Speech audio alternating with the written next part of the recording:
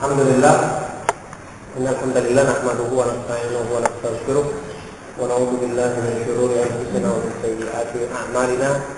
May yahdihillahu fala mudilla lahu wa may yudlil fala hadiya lahu.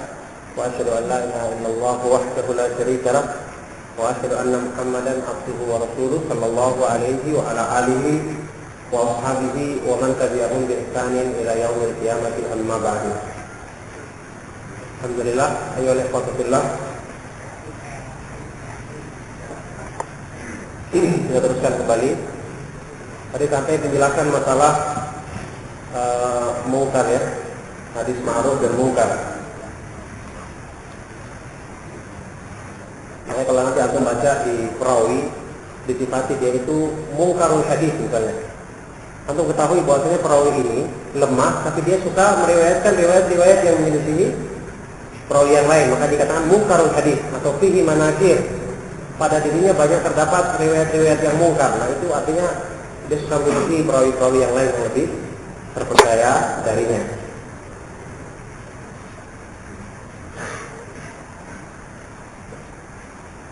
Selanjutnya kata Imam Al-Hafidz Abdul Fadl Ibn Hajar Al-Asqalani rahimahullah ta'ala,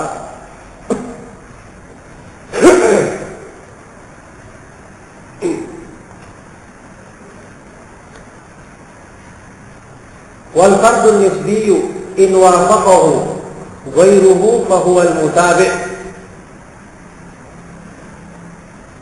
Dan hadis yang fard, hadis yang gharib ya, yang diriwayatkan dari satu perawi saja, kalau ternyata ada jalan lain yang menguatkannya, tentu saja maksudnya ini kalau ada satu riwayat yang tadinya disangka oleh sebagian imam bahwa itu adalah riwayat yang gharib cuma dari satu perawi, ternyata setelah dibahas kembali ada riwayat lain yang mendukungnya, maka riwayat yang mendukungnya ini disebut dengan mutabi'. Saya sudah sebutkan pada pertemuan yang lalu syaratnya atau istilah yang populer digunakan oleh para ulama yang namanya mutaba'ah itu syaratnya dari satu sahabat. Dari satu sahabat.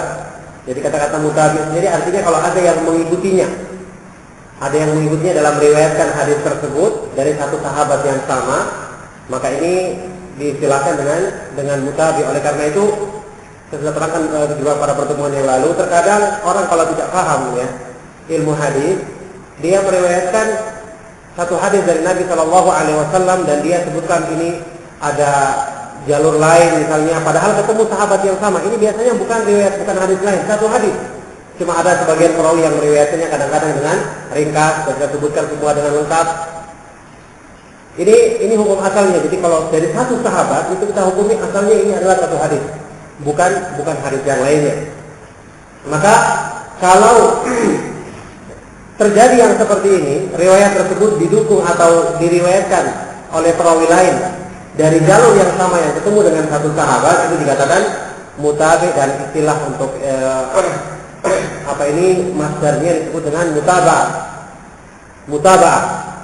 Istilah dari para ulama yang sering disebut ada yang namanya mutaba'ah, yaitu pendukung dari jalur yang sama, dari sahabat yang sama. Yang kemudian lebih perinci lagi ulama ada yang membaginya mutaba'ah itu ada dua, ada mutaba'ah tammah, mutaba'ah yang sempurna kalau didukung dari perawi yang setingkat. Jadi perawi ini meriwayatkan dari gurunya, kemudian ada yang setingkat dengan dia meriwayatkan dari guru yang sama. Nah itu namanya mutaba'ah tammah karena yang diikuti perawi itu sendiri. Tapi kalau yang mengikuti adalah gurunya atau di atas gurunya, ini yang diistilahkan dengan mutaba'ah al-qasirah, mutaba'ah yang kurang. Ini jelas istilah dari para ulama yang jelas tidak ada pengaruhnya istilah ini karena kedua-duanya adalah riwayat yang dikuatkan dengan riwayat tersebut. Dengan syarat tentu saja yang namanya mutabi tadi harus juga orang yang terpercaya seperti dia gitu ya. Jadi seandainya mutaba'ahnya ini ternyata orang yang lemah, apalagi yang ditolak riwayatnya, maka wujuduhu ka'adamihi, ada dan tidak adanya dianggap sama, ini tidak ada artinya dan tidak ada nilainya. Dicontohkan oleh Imam Ibnu Hajar yang mutaba'ah ini misalnya hadis yang sangat terkenal tentang puasa 1 puasa Ramadan, Imam Syafi'i meriwayatkan dalam kitabnya dengan sanadnya dari Imam Malik, dari Abdullah bin Dinar, dari Ibnu Umar, bahwasanya Rasulullah SAW bersabda, "Asy-syahru tis'un wa isyrun, fala tasumu hatta tarawul hilala, wa la tuftiru hatta tarawhu, fa in gumma 'alaikum fa akmilul iddata 30."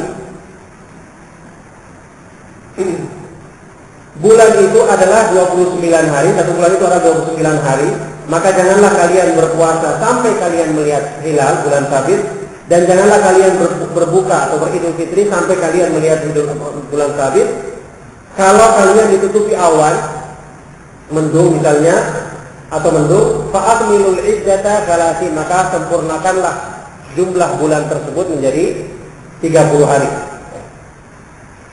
Nah, ini sebagian dari para ulama menganggap ini adalah riwayat yang gharib, yang menyendiri Imam Syafi'i dalam meriwayatkannya dari Imam Malik. Kenapa? Mulanya mereka menganggap ini adalah termasuk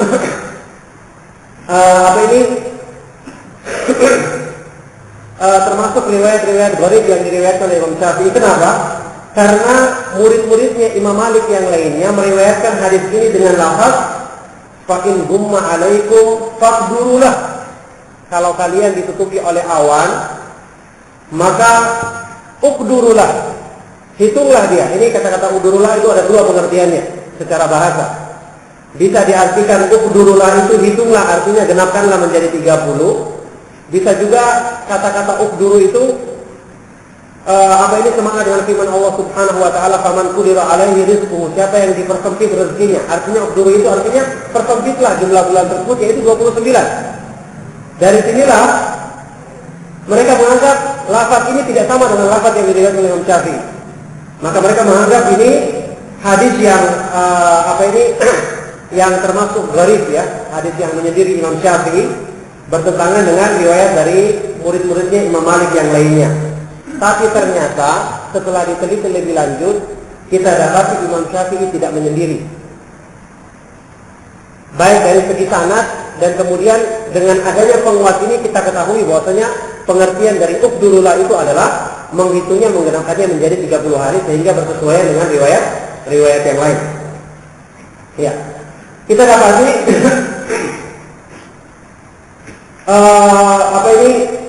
Imam Syafi'i ternyata diikuti dalam meriwayatkan Imam Malik, dan meriwayatkan dari Imam Malik dengan lafaz yang sama, yaitu dari riwayatnya Abdullah ibnu Maslamah al-Qa'nabi, seorang perawi yang sangat terpercaya dalam meriwayatkan hadis Nabi Shallallahu Alaihi Wasallam.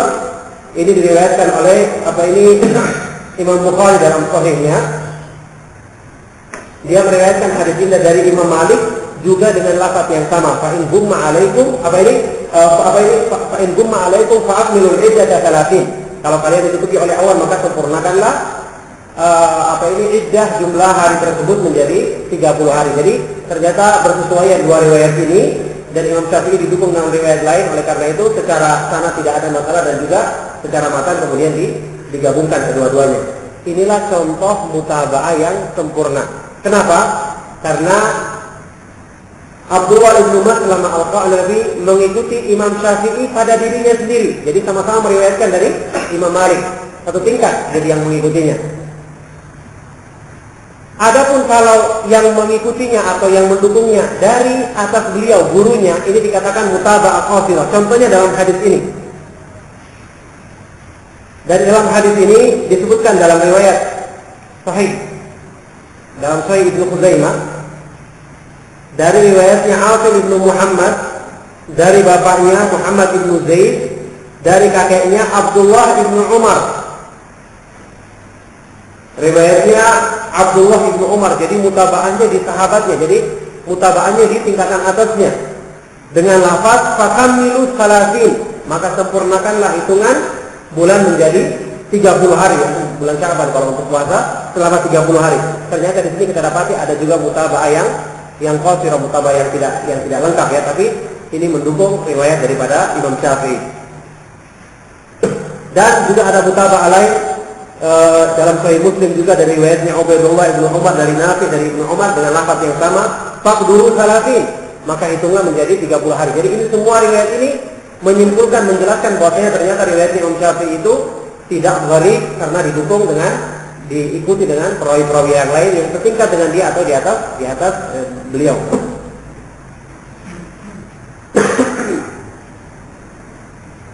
Dan perhatikan di sini ya, yang namanya mutaba'ah itu tidak disyaratkan harus sama persis lafaznya. Cukup jika benar-benar sesuai maknanya, dan syaratnya satu, ingat, mutaba'ah itu ini istilah yang paling masyhur ya, harus sahabatnya sama. Ini istilah yang kemudian dikenal oleh para ulama. Jadi kalau antum baca misalnya keterangannya Syekh Al-Albani mengatakan hadis ini ada mutaba'ahnya, antum sudah tidak perlu pusing lagi. Oh, maksudnya mutaba'ah ini, hadis ini diriwayatkan dari jalur lain yang sama-sama ketemu sahabatnya. Itu langsung antum pahami seperti itu. Memang istilah mutaba'ah nanti sama syahid itu ada ulama lain yang membedakannya. Ada yang mengatakan kalau lafaznya itu sama itu artinya mutaba'ah, kalau lafaznya berbeda itu artinya syahid. Tapi ini tidak begitu terkenal istilah tersebut. Istilah yang kemudian dipakai oleh para ulama saat ini kebanyakan adalah seperti yang saya terangkan tadi. Mutaba'ah itu sahabatnya sama. Sahabatnya sama, bertemu dengan satu sahabat. Adapun kalau syahid atau zamannya syawahid, maka itu adalah dari sahabat yang lainnya. Wa in wujida matnun yusbihuhu fahuwa syahid. Kalau didapati ada matan hadis lain yang menyerupainya dengan syarat dia diriwayatkan dari sahabat yang lain. Yusbihuhu. Nah, ini penting. Lafaz tersebut menyerupainya baik dari segi lafaz dan makna atau cuma cukup maknanya saja. Cukup maknanya, oleh karena itu tidak mudah ya. Artinya mencari syahid itu lebih sulit karena kita harus benar-benar paham bahwa ini semakna dengan hadis yang sedang kita ingin kuatkan dengan jalan lain ini. Kita ingin kuatkan, kita harus berusaha memastikan bahwa ini benar-benar maknanya sama. Jadi kalau kita dapati matan dari hadis lain, dari sahabat yang lain yang serupa dalam maknanya apalagi lafaznya, maka inilah yang dikatakan sebagai asyahid. Ini istilah syahid. Maka yang saya bilang kemarin sulit untuk menerjemahkannya dalam bahasa Indonesia karena butuh keterangan yang panjang. Kalau kita bilang syahid, hadis ini dikuatkan dengan syahid, hadis ini dikuatkan dengan hadis lain yang dari sahabat lain. Waduh, terlalu panjang nantinya, terjemahannya lebih panjang daripada bahasanya. Makanya biasanya kalau kita simpulkan dan terjemahan, kita bilang karena didukung dari jalan lain dan riwayat lain sudah. Jadi maksudnya mutaba'ah dan syahid begitu ya. Contohnya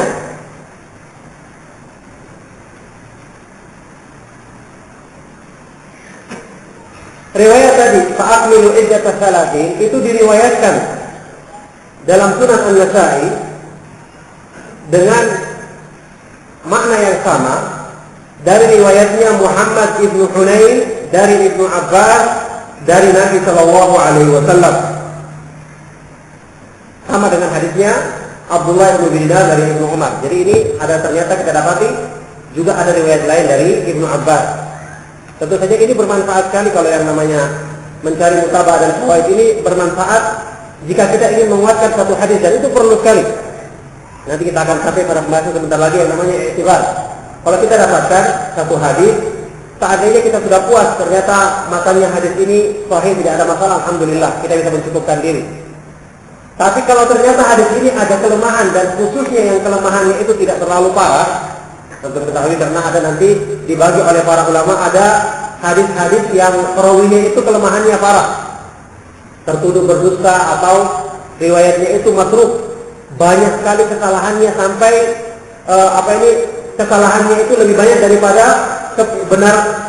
riwayatnya yang benar, sampai melebihi dalam bentuk yang sangat parah sekali, sampai akhirnya ditinggalkan riwayatnya, makruh. Yang seperti ini tidak akan bisa dikuatkan.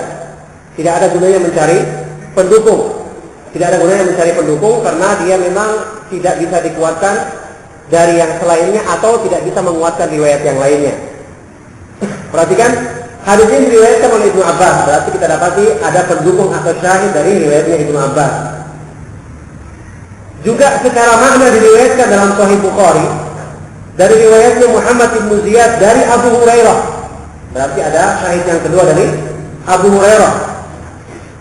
Dari Nabi Shallallahu Alaihi Wasallam beliau bersabda, "Fa in gumma alaikum fa akmilu iddata Sya'ban 30."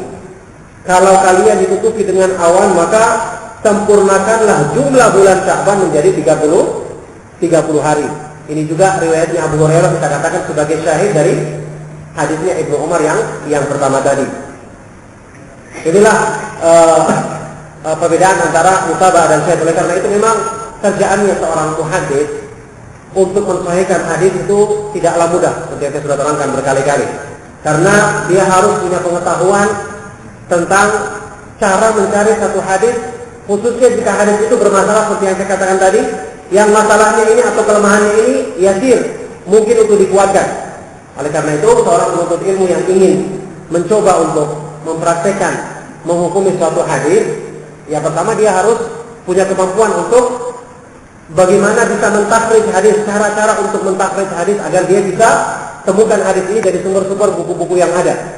Kalau misalnya dia mendapatkan sebuah hadis seperti ini misalnya, akmilul iddata 30, sempurnakanlah jumlah bulan Sya'ban 30 hari. Bagaimana dia ingin kuatkan? Di hadapannya dia datang ke maktabah, ada kitab Sahih Bukhari, Sahih Muslim, kemudian Abu Daud dan yang lainnya. Kebingungan dia kalau dia tidak tahu cara mencarinya. Oleh karena itu nanti penuntut ilmu dia harus tahu jenis-jenis buku yang pertama. Kalau Sahih Bukhari, Sahih Muslim itu terkenal dengan istilah buku Al-Jawami'. Buku Al-Jawami' itu disusun berdasarkan bab-bab, hampir sama dengan kitab Sunan. Jadi disusun berdasarkan kitab-kitab. Jadi ada kitab salat, ada kitab tohara, ada kitab puasa, saum, kitabul hajj. Nanti ada bab-bab fikih padanya. Cuma kalau kitabul jami' itu selain dari bab fikih juga ditambahkan. Kalau kitab Sunan cuma khusus bab fikih saja. Jadi harus tahu pembagian bab seperti ini. Kenapa? Kalau dia mencari tentang masalah ini, dia langsung tahu, oh masalah ini berhubungan dengan masalah puasa, berarti dia harus cari di kitabul saum. Biasanya ini disebutkan di awal-awal cara menentukan masuknya bulan puasa, maka dia cari yang mirip dengan ini babnya, baru kemudian dia berusaha mencari hadisnya. Ya kalau mungkin untuk saat ini sudah mudah bagi kita karena sudah ada maktabah jamilah di komputer. Biasanya sudah tidak dipakai lagi cara-cara yang lama itu.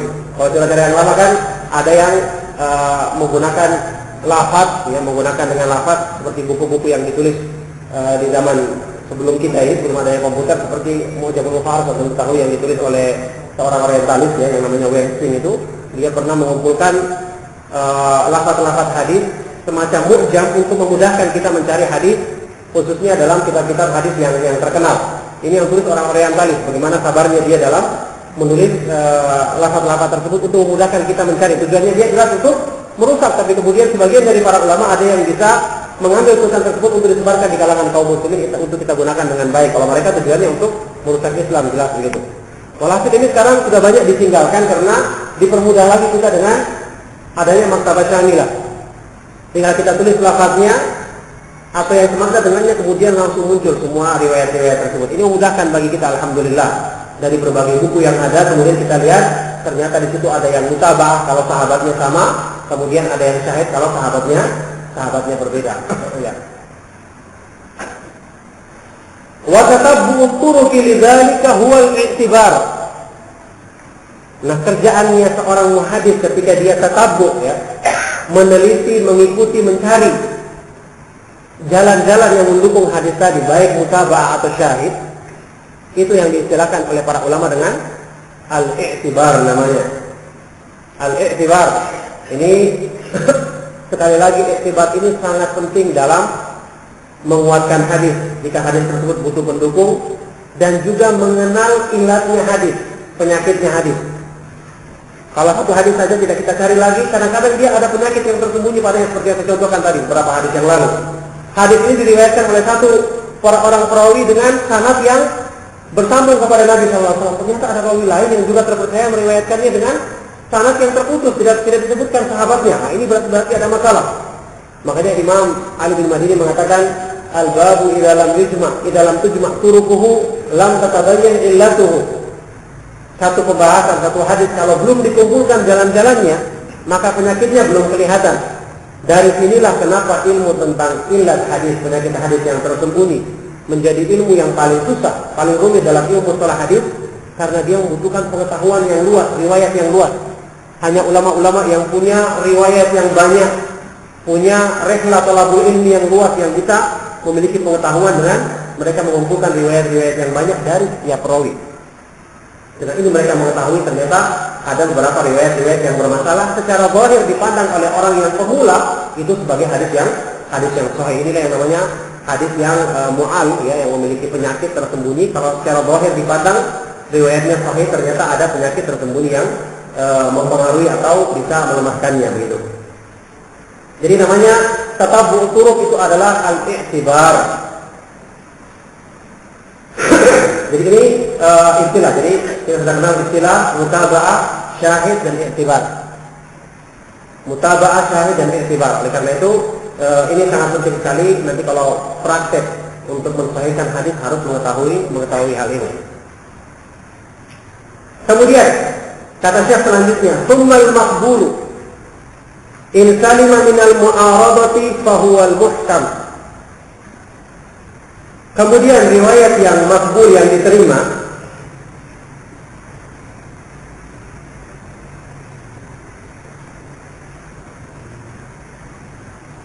riwayat yang makbul, yang sudah jelas ini diterima riwayatnya, baik itu hasan atau sahih. In salima minal mu'aradati, kalau dia itu selamat dari pertentangan dengan hadis yang lain secara zahir. Ya, pertama kita harus tahu semua, kan ini kaidah umum, bahwasanya jika ada hadis yang sahih tidak akan mungkin dia bertentangan dengan hadis yang lainnya atau apalagi ayat Al-Quran, karena semua berasal dari Allah Subhanahu wa Ta'ala, maka tidak akan mungkin ada pertentangan padanya. Walau kana min 'indi ghairillahi lawajadu fihi ikhtilafan katsira. Seandainya Al-Quran atau wahyu Allah itu berasal dari sisi selain Allah, maka mestinya mereka mendapatkan padanya pertentangan yang banyak. Kalau secara zahir dia selamat dari bertentangan dengan matan hadis yang lainnya, inilah yang diistilahkan oleh para ulama dengan hadis yang muhkam. Muhkam artinya dari kata-kata ihkam, kokoh, kuat, ya. Hadis yang kokoh, hadis yang kuat. Dan ini banyak sekali hadis yang seperti ini. Rata-rata hadis yang tidak bermasalah yang kita amalkan dalam sholat, puasa, dan yang lainnya, ini adalah hadis-hadis yang muhkam. Fa in urida, akan tetapi kalau dia itu diselisihi bimithlihi,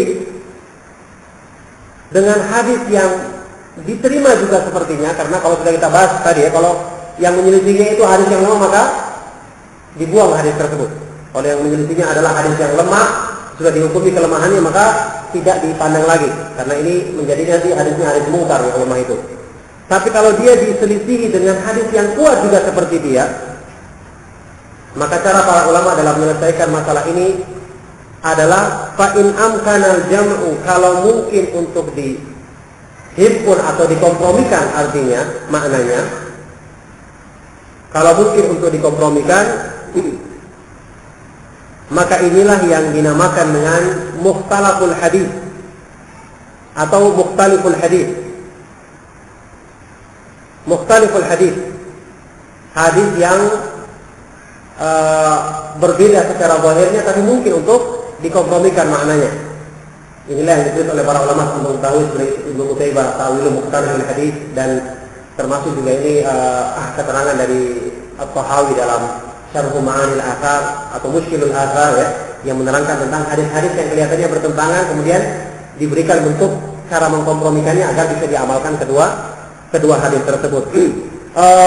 Imam Ibnu Salah dalam muqaddimahnya mencontohkan contoh hadis yang seperti ini, bentuknya yang sama-sama terdapat dalam Sahih Bukhari dan Sahih Muslim.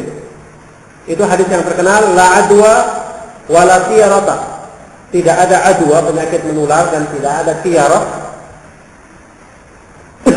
Kemudian dengan hadis lain yang juga sahih terdapat dalam Sahih Bukhari, firra minal majzumi firaraka minal asad. Larilah kamu dari penyakit majzum. Maksudnya apa? Bukan.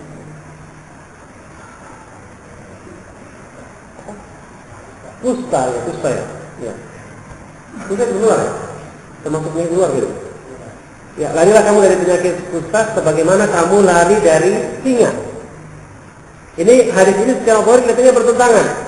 Di hadis pertama dikatakan tidak ada penyakit menular, tapi hadis kedua mengatakan seolah-olah ya Nabi SAW mengatakan lari dari kusta sebagaimana kamu lari dari singa karena khawatir menularimu gitu. Bagaimana caranya mengkompromikan dua hadis ini? Tentu saja para ulama banyak menyebutkan pendapat yang dipilih oleh Ibnu Hajar. Beliau mengatakan wajhul jam'i bainahuma anna hadhihi al-amrad la tu'di bi tab'iha. Untuk menjamak dua hadis ini adalah jadi cara untuk mengkompromikannya. Ucapan Nabi SAW tidak ada penyakit menular, maksudnya tidak ada penyakit menular yang menular dengan sendirinya, dengan tabiatnya. Tetapi Allah Subhanahu wa taala dialah yang menjadikan dengan sebab ya seseorang itu berdekatan dengan orang yang punya penyakit seperti ini menjadi sebab untuk tertularnya dia dengan penyakit tersebut. Jadi untuk agar kita selalu menyandarkannya kepada Allah Subhanahu wa taala ya. Jadi bukan kita menyandarkan penularan tersebut pada diri penyakit itu sendiri, tapi Allah Subhanahu wa taala yang menjadikan itu sebagai sebab. Yang bisa jadi kalau Allah menginginkan sebab tersebut tidak terjadi, maka tidak terjadi. Begitu cara mengkompromikan kedua hadis ini, dan ini contoh di antara hadis yang bisa dikompromikan. Ya, termasuk dalam masalah ini ya hadis-hadis yang diterangkan oleh para ulama, misalnya semua hadis-hadis yang sahih, contohnya tentang masalah zikir-zikir tertentu dalam sujud misalnya. Ini para ulama menggabungkannya dengan memakai kaidah yang terkenal dari Ibnu Taimiyah bahwasanya jika satu ibadah diriwayatkan min aktsari min wajhi, dari berbagai segi, maka yang paling utama adalah mengamalkan kesemuanya dalam bentuk bermacam-macam. Kadang-kadang mengamalkan yang pertama, kadang-kadang yang kedua, kadang-kadang yang seterusnya. Ini termasuk segi jamak yang sangat baik begitu. Jadi tidak ada pertentangan karena semuanya sahih, semuanya dari Nabi Shallallahu Alaihi Wasallam. Maka yang terbaik adalah orang yang mengamalkan semuanya. Kadang-kadang baca zikir yang pertama, kadang-kadang yang kedua, dan seterusnya.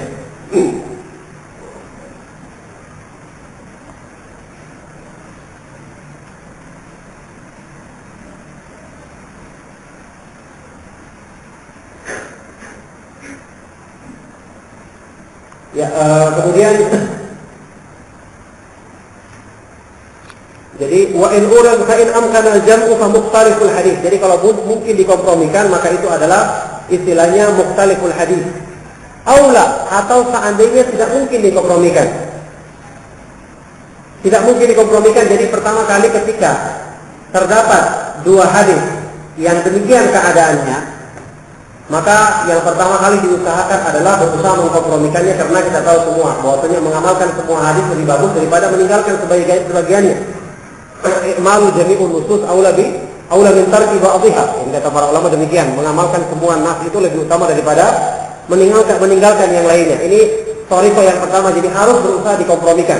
Jangan langsung ditolak. Oleh karena itu kalau dari pertama orang langsung memakai tarjih, ini tidak dibenarkan dalam agama. Tarjih itu dipakai terakhir kali setelah tidak mampu untuk dikompromikan.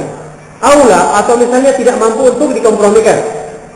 Wa thabatal mutaakhir, dan diketahui dengan yakin hadis yang terakhir riwayatnya, maka fahuwan nasikh, hadis yang terakhir tersebut adalah yang disebut hadis yang nasikh, yang memansuhkan, yang menghapus hadis yang lama. Wal akhar, adapun hadis yang lebih terdahulu, inilah hadis yang mansukh. Hadis yang mansukh. Jadi yang terakhir hadis yang menghapuskan yang lama, begitu maksudnya. Ya, ini dicontohkan oleh para ulama. Misalnya hadis yang terkenal, hadisnya Buraidah radhiyallahu taala anhu dalam Sahih Muslim. Kuntu nahaitukum an ziyaratil qubur fazuruha fa innaha tudzakkirul akhirah. Dulunya aku melarang kalian dari menziarahi kubur, maka sekarang ziarahilah kubur, karena itu mengingatkan kepada hari kemudian, hari akhir. Ini juga jelas sekali Nabi SAW sendiri yang mengatakan dengan sharih bahwasanya terjadinya larangan tersebut adalah di waktu yang dulu. Jadi dengan ini kita ketahui bahwasanya hadis yang larangan yang dulunya adalah itu mansukh dengan adanya hadis yang baru ini. Setelah itu juga di samping dari ucapan langsung dari Nabi Shallallahu Alaihi Wasallam, ada ucapan yang langsung ditegaskan oleh sahabat. Bahwasanya hadis ini yang terakhir dan menghapuskan yang lama. Seperti hadis yang terkenal dengan sanad yang sahih riwayat Abu Daud dari Jabir bin Abdullah radhiyallahu taala anhu, dia mengatakan, "Kana akhirul amrayni min Rasulillah sallallahu alaihi wasallam, kana akhirul amrayni min Rasulillah sallallahu alaihi wasallam tarkul wudu' mimma massatin nar." Perkara terakhir dari dua hal yang pernah disebutkan oleh Rasulullah sallallahu alaihi wasallam adalah meninggalkan wudu, hanya tidak perlu berwudu ketika memakan makanan yang telah disentuh api, yang telah dimasak atau telah dibakar atau yang lainnya. Jadi tidak perlu berwudu. Dulunya Nabi SAW menyuruh berwudu, tapi yang terakhir beliau mengatakan tidak perlu berwudu karena itu tidak membatalkan wudu. Maka ini jelas dari ketenangan sahabat. Jadi mengetahui nas dan mansukh bisa dari ucapan langsung Nabi SAW, dari penegasannya sahabat juga. Yang ini paling sering kita ketahui dari tarikh. Iya, dari tarikh, dari mengetahui tanggal ya, waktunya. Misalnya termasuk di sini dengan syarat-syarat, misalnya kalau sahabat yang meriwayatkannya tersebut dia di akhir-akhir Islamnya bisa jadi menghapuskan yang lama kalau memenuhi syarat, misalnya memenuhi syarat tidak ada hal-hal yang meragukan padanya ya. Wa illa, kalau sudah tidak mampu juga kita ketahui sebab-sebab yang menjadikan hukum yang lama ini menghapuskan hukum yang baru ini menghapuskan hukum yang lama, maka cara terakhir yang kita lakukan adalah at-tarjih, memilih salah satu yang paling kuat di antara keduanya. Memilih salah satu ya dengan segi penguat yang seperti saya jelaskan. Misalnya ada riwayat dari Bukhari dan Muslim jelas mengalahkan yang lainnya misalnya, atau ada riwayat dari imam besar yang terpercaya dia jelas mengalahkan yang lainnya, atau riwayat-riwayat lain yang penguat lainnya yang mendukung bisa mengalahkan riwayat yang lainnya. Yang jelas ada beberapa macam qarinah yang disebutkan oleh para ulama. Apa ini indikasi-indikasi untuk menguatkan jika terjadi perselisihan atau secara zahir perselisihan antara dua hadis yang setelah ditempuh cara-cara yang pertama, yang kedua tidak bisa, maka dilakukan at-tarjih tsumma at-tawaqquf. Yang terakhir dilakukan kalau tidak mampu juga ditarjih. Bagi orang yang ingin mengamalkannya, dia tidak mampu melakukan cara-cara tersebut, tidak mampu dia mengkompromikannya, tidak mengetahui tanggalnya atau waktunya, tidak mampu juga dia memilih salah satu yang lebih kuat di antara keduanya, maka dia tawakuf. Tawakuf ini artinya dia berhenti, tidak menguatkan salah satunya. Nanti kalau dalam masalah mengamalkan, kalau dia belum bisa memilih salah satu di antara dua-duanya yang lebih kuat untuk dirinya sendiri, dia bisa mengamalkan dua-duanya, kadang-kadang ini, dalam masa sampai dia menemukan jawaban atas mana yang paling kuat di antara dua hal tersebut ya. Ini sampai di sini insyaallah sudah cukupkan cara untuk mengkompromikan hadis-hadis yang kelihatannya bertentangan. Kita teruskan nanti insyaallah. Penutupan ya, sampai di sini dulu kajian tentang kitab Nukhbatul Fikar. Insyaallah mudah-mudahan sedikit banyak kita sudah menjadi muhadits kecil-kecilan.